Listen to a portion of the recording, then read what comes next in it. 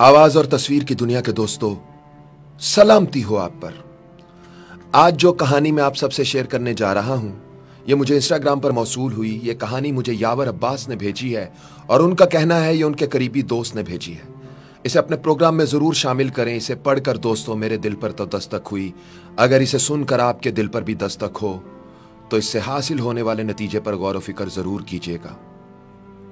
हम दो भाई और एक बहन है। वालिद साहब वफात पा चुके हैं, जबकि वालिदा हम भाइयों के साथ रहती हैं। बहन की शादी को 6 साल हो चुके हैं। इन 6 सालों में मैं कभी अपनी बहन से मिलने उसके घर नहीं गया। ईद शब बारात के मौका पर भी नहीं। सिर्फ मां ही कभी कभार उससे मिलने जाती है।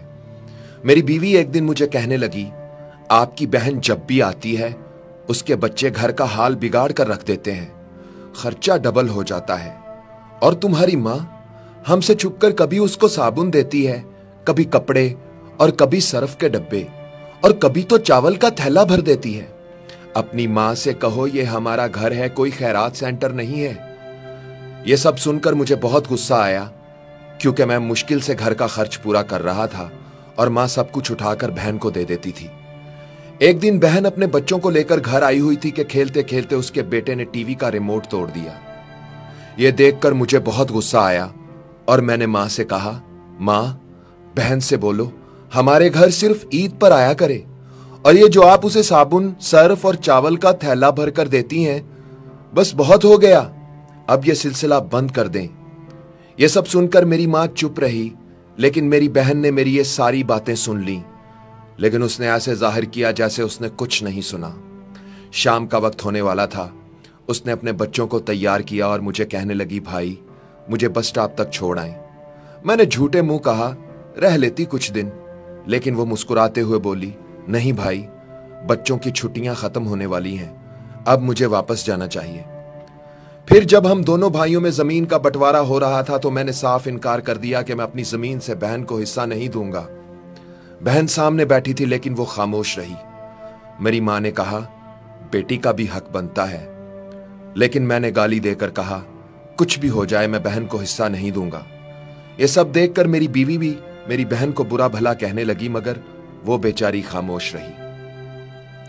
कुछ वक्त के बाद मेरा बड़ा भाई अलहदा हो गया और मां भी उसके साथ उसके घर चली गई। मेरी बीवी और मैं दोनों बहुत खुश थे, मगर हमारी यह खुशी ज्यादा देर तक कायम न रही और मेरे बेटे को टीबी हो गई।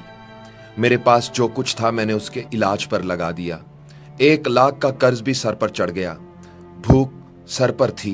मैं बहुत परेशान था।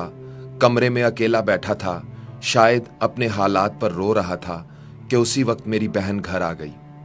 बीवी ने मुझे बताया तो मुझे सख्त गुस्सा आया और मैंने कहा, पहले ही वक्त मुश्किल चल रहा है, ऊपर से ये मनहूस भी आ गई है। मैंने बीवी से कहा, कोई जरूरत नहीं गोश्त या बिरयानी पकाने की। थोड़ी देर बाद बहन डरते डरते मेरे कमरे में आई। मैंने नागवारी से उसकी तरफ देखा, मगर वो आगे बढ़ी और प्यार से मेरे सर पर हाथ फेरा और बोली, वीरे, मैं तेरी बड़ी बहन हूं। तुम तो मेरी गोद में खेलते रहे हो, मगर अब देखो तो जरा, मुझसे भी बड़े लगते हो। फिर मेरे करीब बैठकर उसने अपने पर्स से सोने के कंगन निकाले और मेरे हाथ पर रख दिए। आहिस्ता से बोली, वीरे, तू क्यों परेशान होता है? तेरी बहन अभी जिंदा है। बच्चे स्कूल गए हुए थे तो मैंने सोचा जल्दी जल्दी से मैं अपने भाई से मिलाऊं। भाई, ये कंगन बेच दो, अपना खर्च चलाओ और बेटे का इलाज करवाओ। फिर वो आहिस्ता से बोली, भाई, तुझे कसम लगे किसी को मत बताना कंगन के बारे में। फिर उसने मेरा माथा चूमा और 1000 रुपए मेरे हाथ में थमा दिए। मैंने देखा वो 100 50 के नोट थे। शायद वो मेरी बहन की कुल जमा पूंजी थी। वो जाने लगी तो मैंने उसके पैरों की तरफ देखा। उसने टूटी हुई जूती पहनी हुई थी, पुराना सा दुपट्टा ओढ़ा हुआ था। जब भी आती थी वही दुपट्टा ओढ़ कर आती। फिर वो चली गई। बहन की इस मोहब्बत को देखकर उस दिन मैं मर ही गया। हम भाई कितने मतलब परस्त होते हैं ना। बहनों को पल भर में बेगाना कर देते हैं और बहनों से भाइयों का जरा सा दुख भी बर्दाश्त नहीं होता। मैं कंगन हाथ में पकड़े रो रहा था और सोच रहा था, बेचारी अपने घर में ना जाने कितने दुख सह रही होगी। कुछ लम्हे बहनों के पास बैठकर उनका हाल चाल पूछ लिया करें, वो इतने से ही खुश हो जाती हैं।